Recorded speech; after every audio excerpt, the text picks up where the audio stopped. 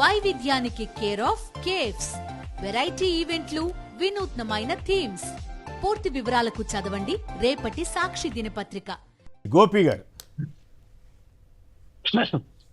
Sir, Chandrababu Naidu భిన్నమైనటువంటి రాజకీయం చేస్తున్నాడు. ఇప్పుడు జగన్మోహన్ రెడ్డి అధికారంలోకి వచ్చినప్పటి నుంచి కూడా మతపరమైనటువంటి విద్వేషాలు రెచ్చగొట్టే ప్రయత్నాలు ప్రారంభమయ్యాయి. రథాలు తగలబడడం కానీ, దేవాలయాల మీద బొమ్మలు ఇరగొట్టడం కానీ ఇట్లాంటివన్నీ జరిగాయి. ఇప్పుడు వాళ్లే అధికారంలోకి వచ్చారు కాబట్టి మళ్ళీ రాజకీయాన్ని ఆ మత రాజకీయాన్ని కొనసాగిస్తున్నట్టుగానే స్పష్టంగా కనిపిస్తోంది. 100 రోజుల పాలన పూర్తయింది. ఈ 100 రోజుల్లో ప్రజలు ఏంటంటే సూపర్ 6 ఏది ఇంతవరకు సూపర్ 6 లో ఒక్కటి కూడా అమలు చేయలేకపోయారు. దీపావళి నుంచి ఉచిత బస్సు చేస్తామని చెప్తున్నారు. గ్యాస్ సిలిండర్లు అనుకుంటా దీపావళి నుంచి. గ్యాస్ సిలిండర్లు చేస్తామని చెప్తున్నారు. అంటే ఉచిత బస్సు పెడదామా, గ్యాస్ సిలిండర్లు పెడదామా అని చర్చ చేసి ఫైనల్ గా గ్యాస్ సిలిండర్లకి ఫిక్స్ అయిపోయారు. అంటే 100 రోజులు అయిపోయింది కాబట్టి ప్రజల్లో ఒక తీవ్రమైనటువంటి అసంతృప్తి మొదలైంది. పెన్షన్లు చాలా వరకు తగ్గించేశారండి. జగన్మోహన్ రెడ్డి ఇచ్చిన పెన్షన్లలో చాలా వరకు కోత పెట్టేశారు. అది గ్రామాల్లో ప్రజలకు అర్థమైపోయింది. ఇప్పుడు ఈ 3 నెలలుగా పెన్షన్లు అందుకున్న వాళ్ళు, మొదటి నెలలో పెన్షన్ అందుకున్న వాళ్ళు ఈ 2-3 నెలలలో పెన్షన్లు అందుకోలేకపోయారు. చాలా మందికి పెన్షన్లు రాలేదు. అది చాలా స్పష్టంగా తెలుస్తోంది. సో ఇది అవుతున్నప్పుడు ఈ క్రమంలోనే జగన్మోహన్ రెడ్డిపై దాడి కొంచెం వేగం పెంచారు. ఇలా మీడియా కూడా వాళ్ళ చేతుల్లోనే ఉంది కాబట్టి మీడియాతో ప్రచారం చేయించుకుంటూ ఈయన కూడా ప్రచారం చేస్తున్నాడు. నిజానికి తిరుమల తిరుపతి దేవస్థానం లాంటి ఒక పెద్ద టెంపుల్ మీద, అక్కడ జరిగే కార్యక్రమాల మీద ఒక ముఖ్యమంత్రి స్థాయిలో ఉండే ఒక వ్యక్తి ఇలాంటి ఆరోపణలు చేయడం అయితే చాలా శోచనీయం, గర్హనీయం కూడా. అంటే తిరుమలలో మంచినీళ్ళ దగ్గర నుంచి ప్రతి ఆహార పదార్థం టెస్టింగ్ జరుగుతుంది. నాణ్యతా ప్రమాణాల మీద టెస్టింగ్ జరుగుతుంది. సో అలాగే నెయ్యి కూడా టెస్టింగ్ జరుగుతుంది. ఇప్పటికే చాలాసార్లు రిజెక్ట్ చేసిన సందర్భాలు, నెయ్యిని క్వాలిటీ అనుకూలంగా లేకపోతే రిజెక్ట్ చేసిన సందర్భాలు చాలా ఉన్నాయి అని ఈఓ గారే చెప్తూ ఉన్నారు.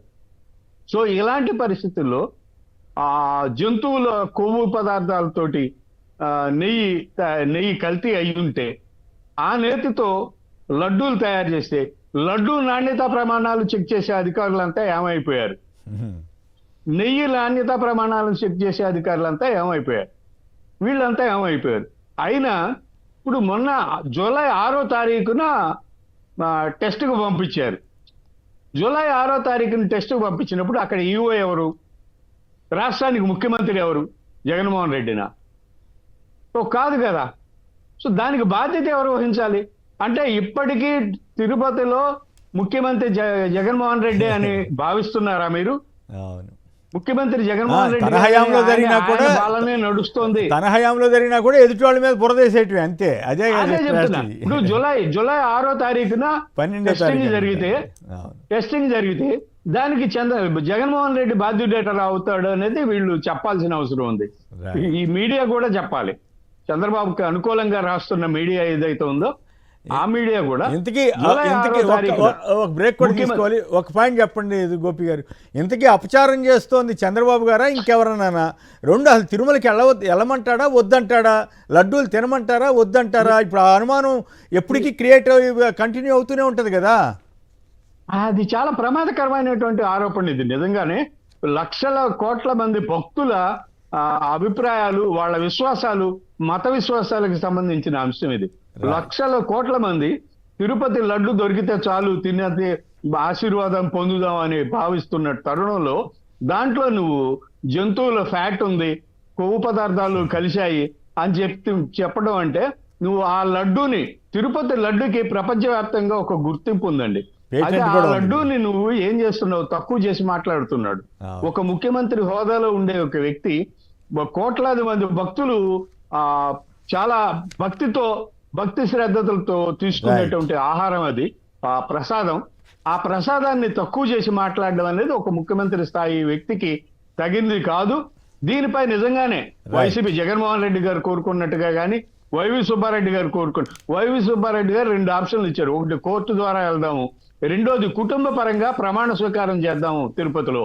నేను రెడీ నా కుటుంబంతో ప్రమాణం చేస్తానికి, నువ్వు రెడీ ఆ చంద్రబాబు అని అడిగారు. మరి చంద్రబాబు నాయుడు ఇంతవరకు దాని మీద ప్రస్తావించలేదు, మాట్లాడలేదు దాని మీద.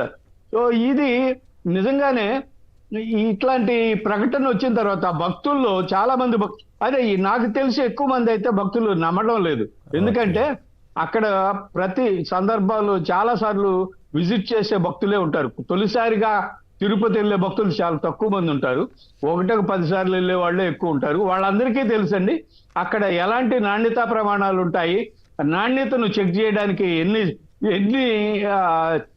పైగా అప్పట్లో జగన్ గారి టైంలో కానీ అంత ముందు కానీ ఇప్పుడు కానీ ఈ నాణ్యత తగ్గిపోయిందని ఎవరు కంప్లైంట్ చేయలేదు కదా. పైగా శ్యామలరావు CEO కొంతమంది కంప్లైంట్ చేశారని సిగ్గుగా చెప్పా అంటే ఎవరు కంప్లైంట్ చేశారో చెప్పాలి కదా, అదేం రహస్యం కాదు కదా. మరి అట్లా చెప్తాడు అధికారి ఆంధ్రప్రదేశ్ IAS లా అని రాశారు, చివరికి IAS అంతా ఇట్లా తయారయ్యారు. మరి ఏం చేస్తాం? రైట్, వాస్తవం అయితే చర్య తీసుకోమని చెబుతున్నారు కదా వీళ్ళు. అట్లాంటి జరిగే అవకాశం ఉందా లేదా? వెనక్కి పంపించిన దాన్ని మళ్ళీ ఎట్లా తీసుకొచ్చి కలుపుతారు లడ్డూలు తయారు చేయడంలో? ఇంతకంటే దుర్మార్గం ఏముంటుంది?